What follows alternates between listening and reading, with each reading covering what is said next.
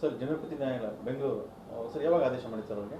5/4/2025. ಈಗ 3 ತಿಂಗಳ ಕೆಳಗೆ. ಇನ್ನು 2 ದಿನ ಇದೆ. ಅವ್ರು ಕೊಟ್ಟು 3 ತಿಂಗಳೊಳಗೆ ವರದಿ ಸಲ್ಲಿಸಕ್ಕೆ ಕೇಳಿದ್ದಾರೆ. FIR ದಾಖಲೆ ತನಿಖೆ ನಡೆಸಿ ಅವ್ರು FIR ಹಾಕಿರೋದೇ ಈಗ. ಸರ್ ವರದಿನ ಆಗಿಲ್ಲ, ಈ FIR ಅಲ್ಲ, FIR ಆಗಿ ತನಿಖೆ ಆದಮೇಲೆ ವರದಿ ಸಲ್ಲಿಸೋದು. FIR ಈಗ ಹಾಕ್ತಿದ್ದಾರೆ. FIR ಫಸ್ಟ್ ಆಗ ಆದೇಶ ಆಗ್ತಿದ್ದಂಗೆ FIR ಹಾಕಬೇಕಿತ್ತು. ಹಾಕಿಲ್ಲ ಅವರು. ಈ 3 ತಿಂಗಳಿಗೆ 2 ದಿವಸ ಇರಬೇಕಾದ್ರೆ ಹಾಕಿದ್ರು. ಕೇಳಿದ್ರೆ ಅವರು, ನಾನು ಹಲವಾರು ಬಾರಿ ಹೋಗಿ ಲೋಕಾಯುಕ್ತ SP ಅವ್ರಿಗೆ ಭೇಟಿ ಮಾಡಿ ಕೇಳಿದ್ದೀನಿ, ಯಾಕೆ ಸರ್ ಇದು ಇನ್ನೂ FIR ಹಾಕಿಲ್ಲಲ್ಲ? ಇಲ್ಲ, ನನಗೆ ಕಾನೂನು ಇದು ಲೀಗಲ್ ಒಪಿನಿಯನ್ ಬಂದಿಲ್ಲ ಹಾಗೆ ಅಂತೇಳಿ. ಅದು ಮುಂದೆ ಗೊತ್ತಾಗುತ್ತೆ ಯಾಕೆ ಇವರು ಇಷ್ಟು ತಡ ಮಾಡಿದ್ರು, ಏನಾದರೂ ಒತ್ತಡ ಬಂದಿತ್ತಾ ಹೇಗೆ ಅನ್ನೋದನ್ನು ನಾಡಿದ್ದು ನಾನು ನ್ಯಾಯಾಲಯದಲ್ಲಿ ನಾನು ಹೇಳ್ತೀನಿ. ಅದನ್ನು ನ್ಯಾಯಾಲಯ ಅದನ್ನು ಪರಿಶೀಲಿಸಿ ಹೇಳುತ್ತೆ. ಈಗ FIR ಆದಮೇಲೆ ಈಗ ತನಿಖೆ ಆಗುತ್ತೆ. ಹಿಂದೆ ಒಂದು ಸಲ FIR ಆಗಿ ರೈಡ್ ಎಲ್ಲ ಆಗಿತ್ತು, ಮನೆ ಮತ್ತು ಎಸ್ಟಾಬ್ಲಿಷ್ಮೆಂಟ್ಸ್ ಎಲ್ಲ ರೈಡ್ ಆಗಿತ್ತು. ಅದೇ ಪ್ರಕ್ರಿಯೆ ಈಗ ಅವರು ಫಾಲೋ ಮಾಡಬೇಕಾಗುತ್ತೆ. 3 ಬಾರಿ ಹೈಕೋರ್ಟಿಗೆ ಹೋಗಿ ಬಂದು ಈಗ ನನಗೊಂದು ಗೆಲುವು ಬಂದಂಗೆ ಆಗಿದೆ. 13 ವರ್ಷದ ಪ್ರಕರಣ, 13 ವರ್ಷದಿಂದ ನಿರಂತರವಾಗಿ ನಾನು ಫಾಲೋ ಅಪ್ ಮಾಡಿ ಈ ಹಂತಕ್ಕೆ ತಂದಿದ್ದೀನಿ. ಅಂದರೆ ಈಗ ತುಂಬ ಅಡೆತಡೆಗಳು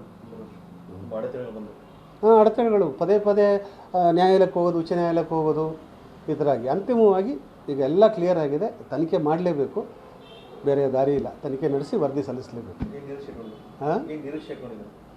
ನಿರೀಕ್ಷೆ ಖಂಡಿತವಾಗಿ. ಈಗ ನಾವೆಲ್ಲ ಇದು ಯಾವುದು ಓರಲ್ ಎವಿಡೆನ್ಸ್ ಏನಲ್ಲ, ಎಲ್ಲ ದಾಖಲೆಗಳು, ಆಸ್ತಿಯ ಸಂಪೂರ್ಣ ದಾಖಲೆಗಳನ್ನ ಆಗಲೇ ಕೊಟ್ಟಿದ್ದೀನಿ. ಆಮೇಲೆ ಅಲ್ಲಿ ಮೊದಲನೇ ಬಾರಿ FIR ಆದಾಗ, ತನಿಖೆ ನಡೆಸಿದಾಗ ಭಾಳಷ್ಟು ಅವರಿಗೆ ಇನ್ಫಾರ್ಮೇಷನ್ ಸಿಕ್ಕಿದೆ. 300 ಪುಟಗಳ ರಿಪೋರ್ಟ್ ಇದೆ ಅದ್ರ ಬಗ್ಗೆ. ಇದು ನಮ್ಮ ರಾಜ್ಯದಲ್ಲದೆ ಹೊರ ರಾಜ್ಯ, ಹೊರ ದೇಶಗಳಲ್ಲೆಲ್ಲ ಆಸ್ತಿ ಇರೋ ಬಗ್ಗೆ ನಾನಲ್ಲ, ಲೋಕಾಯುಕ್ತವರೇ ತನಿಖೆ ಮಾಡಿ ಅದ್ರದ್ದು ಸರ್ಟಿಫೈಡ್ ಕಾಪಿ ನನಗೆ ಕೊಟ್ಟಿದ್ದಾರೆ.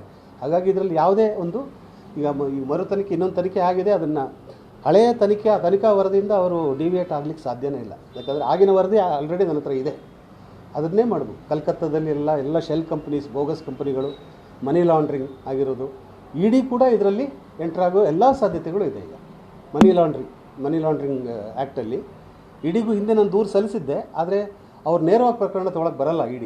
ಸೊ ಈ ರೀತಿ FIR ಆಗಿರೋದ್ರಿಂದ ಇಲ್ಲಿ ಲೋಕಾಯುಕ್ತವರೇ EDಗೆ ವರದಿ ಸಲ್ಲಿಸ್ತಾರೆ. ಯಾಕಂದರೆ ಆ ವರದಿಯಲ್ಲಿ ಪೂರ್ತಿ ಇದೆ. ಸುಮಾರು 13-14 ಕಂಪನಿಗಳು, ಫೇಕ್ ಕಂಪನಿಗಳು, ಅದರಲ್ಲಿ ದುಡ್ಡು ಹಾಕಿರೋದು, ಬ್ಲ್ಯಾಕನ್ನು ವೈಟ್ ಮಾಡಿರೋದ್ರಲ್ಲಿ ಹಲವಾರು ನಿದರ್ಶನಗಳಿದೆ. ಇದು ಈ ಬಾರಿ ತಪ್ಪಿಸ್ಕೊಳ್ಳೋಕ್ಕೆ ಸಾಧ್ಯನೇ ಇಲ್ಲ.